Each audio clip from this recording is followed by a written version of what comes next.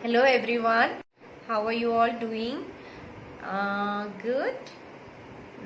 Okay, fine. I think this is the first question we need to ask everyone to our near and dear ones during this precarious situation, right? So good to hear that you guys are in a good health. And now, as my face is new to you all, I would like to give a brief intro about myself. My name is Julie Das and I am from Bangalore. By profession, I am a neurophysiotherapist, but by passion, I am a teacher. Okay, after finishing my professional course, that's bachelor's in physical therapy and that's master's in physical therapy, I just stepped into this teaching field, just following my passion. Okay, now when it comes to from where I got motivation to become a teacher, that is like first thing I mentioned, I am very much passionate about teaching, and I am also born and brought up in an environment where most of my guardians are into teaching profession and they were my inspiration.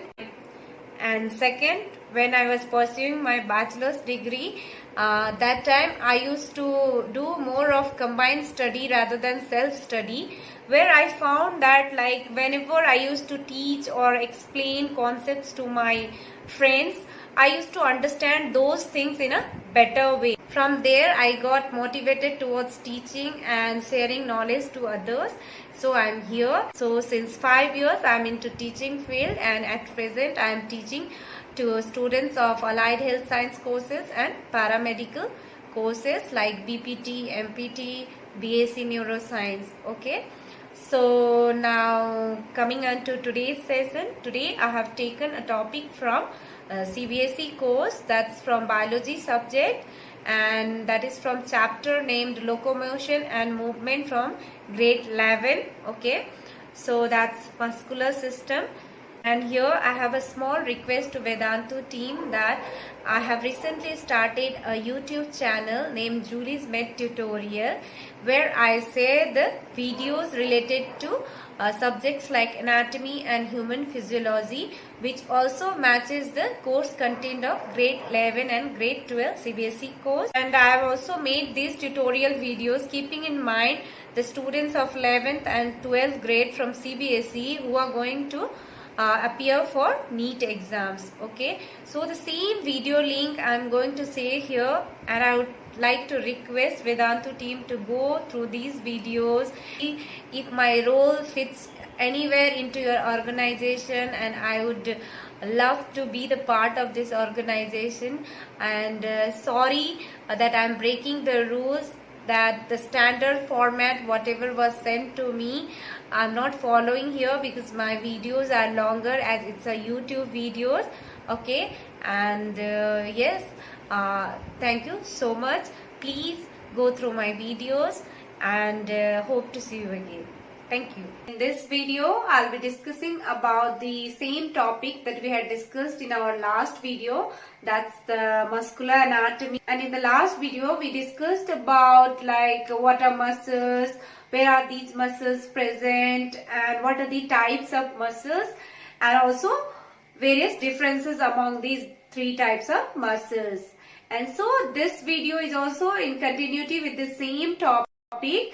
And today we'll be discussing about those muscles in detail, especially the anatomical structure of all the three muscles in detail. First, we'll be discussing about the skeletal muscle. Okay, as these muscles are present all over our body, and 50% of our body mass is made up of skeletal muscle. So whatever activities that we do in our daily life, okay, every movements that we do, these skeletal muscles are responsible for fulfilling those movements. Okay, so let me draw a rough sketch of skeletal muscle here, basic structure.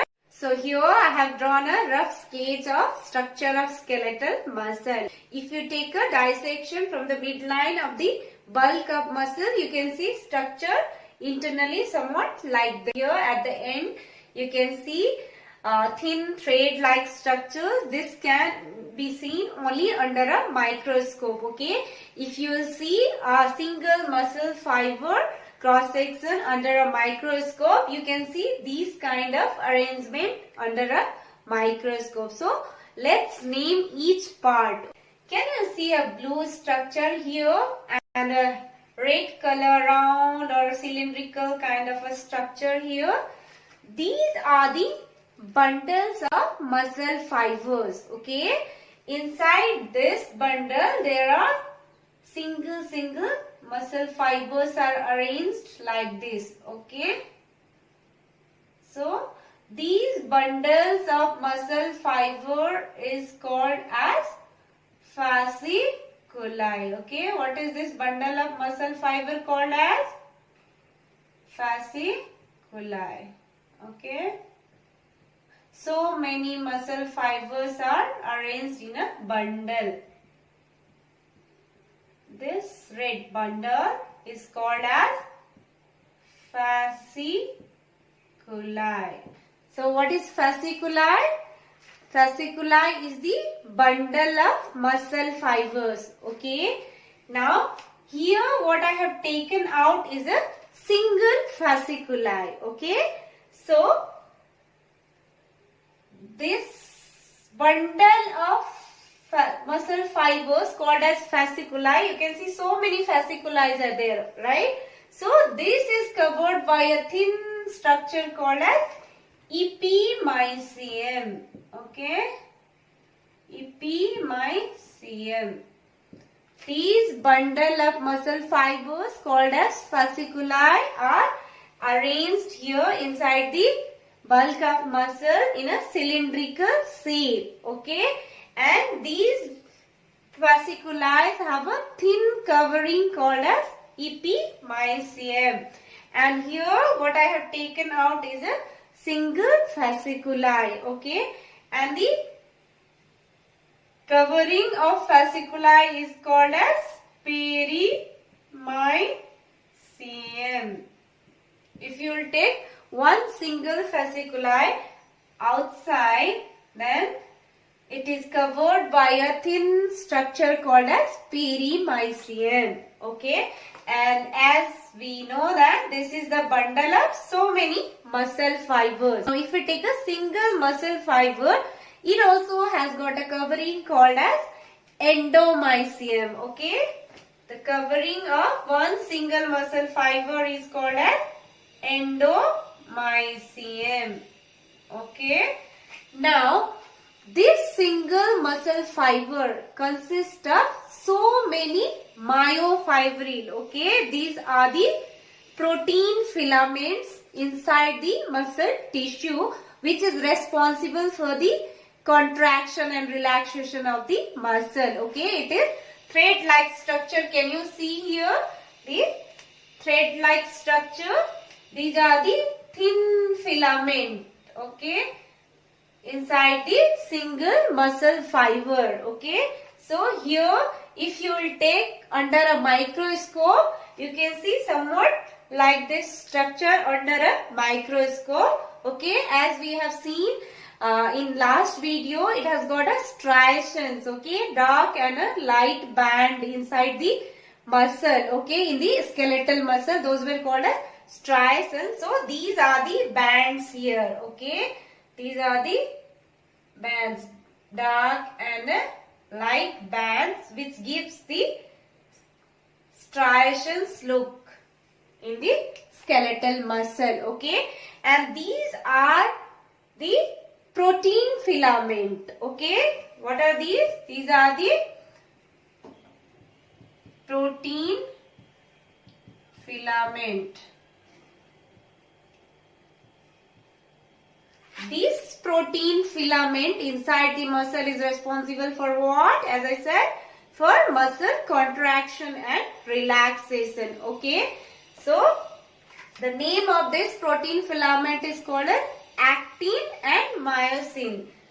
So this is called as actin. Okay, and the green thin structure is called as myosin. Okay, these are the two protein filaments inside the muscle tissue arranged in a dark and a light band. So later when I'll be discussing about the functions of muscle, okay, how the muscle contraction takes place. That time I'll be discussing about the arrangement and structure of these actin and myosin and its function in detail. Okay, here just to understand the structural part of skeletal muscle, I have mentioned here this actin myosin. So this arrangement of actin myosin here is called as sarcomere. Okay, so this thin thread like structure inside a muscle fiber is called as myofibril. Myofibril, and it is also covered by a membranous structure called as sarcolemma. Okay, what is it called as? Sarcolemma. I'll just have a quick revision here. Okay, so if you will take a cross section of a muscle through the midline of the bulk of muscle, you can see internally somewhat these kind of structures where each muscle fibers are arranged in a bundle like structure. Okay, you can see the cylindrical structure here.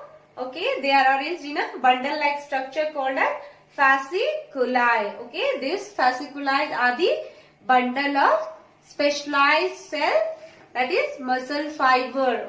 So now next we will see the structure of smooth muscles. Okay, so smooth muscles. So we will just see this in brief because this is not under our conscious control, and in daily life we won't be dealing with these muscles voluntarily. Okay, so simply I'll just make you understand in few points. Okay,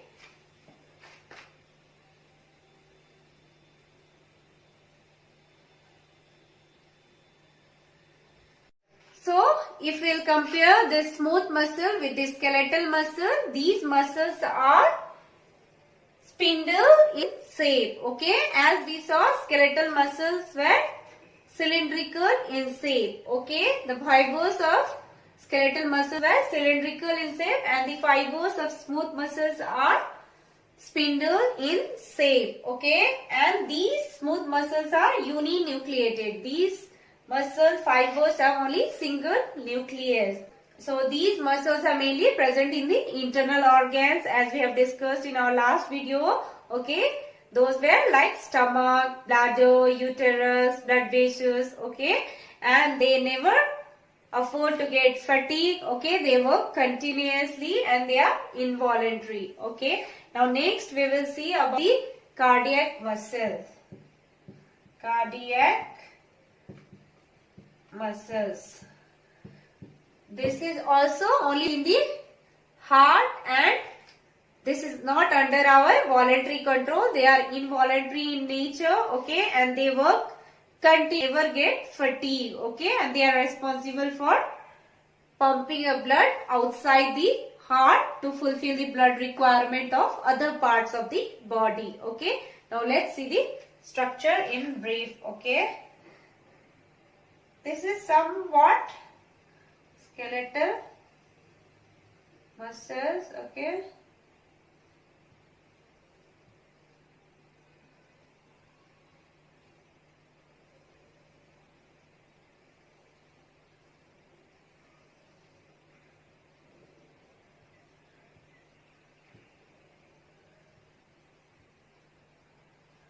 I'm not so good at drawing, so please forgive me for my drawing. It has got few similarities with the skeletal muscle, that it also looks like fibers of these muscles also looks cylindrical in shape. Okay, and it also has got striations similar to skeletal muscle. Okay, and one structure that makes it different from smooth and skeletal muscle is it has got branches. Okay, it has got branches here. Can you see the branching here? From one muscle fiber to other muscle fiber, it has got branches. So these branching structure is called as intercalated disc. Okay, intercalated disc. Okay, so these are the basic structure of all three muscles. Okay, and in next video I think I'll be discussing about the functions of skeletal muscle, and at the tissue level what are the changes that takes place whenever we do muscle contraction and relaxation. Okay, so for today I'll stop. Till then guys, stay safe, stay healthy. Thank you. Bye.